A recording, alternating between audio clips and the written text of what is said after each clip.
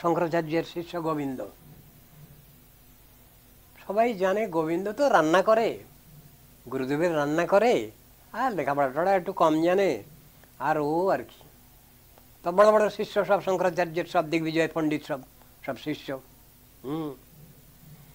তোটক, সুরেশ্বর, এ সমস্ত বড় বড় শিষ্য সব শঙ্করাচার্যের। বিকেলবেলার সময় হয়ে গেছে, সে সময় উনি ব্যাখ্যা করতেন, উপনিষদ ব্যাখ্যা করতেন। তো বলছেন আপনি আরম্ভ করুন।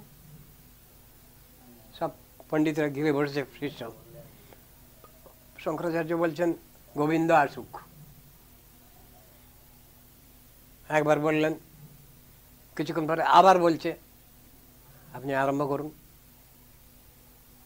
এক দাবড়ি দিয়েছেন, আমি বলছি না গোবিন্দ আসুক, ও না হলে আমি আরম্ভ করবো না।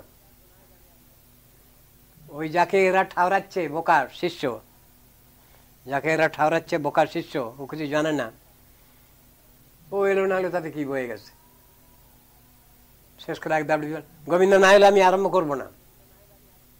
তারপরে গোবিন্দ গোদাবরী থেকে সব কাপড় চোপড়, গুরুদেবের কাপড় চোপড় সব ধুয়ে এনেছে, বাসন কোসন সব মেজে টেজে এনেছে। গোবিন্দ এসেছো? হ্যাঁ।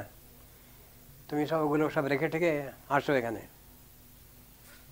ওগুলো সব কাপড় চোপড় মেলে দিয়ে, বাসন কোসন সব উল্টে রেখে দিয়ে তারপরে এসে দাঁড়িয়েছে। আজকে তোমাকে উপনিষদ ব্যাখ্যা করতে হবে, ছান্দোগ্য উপনিষদ। আজকে তোমাকে ছান্দোগ্য উপনিষদ ব্যাখ্যা করতে হবে।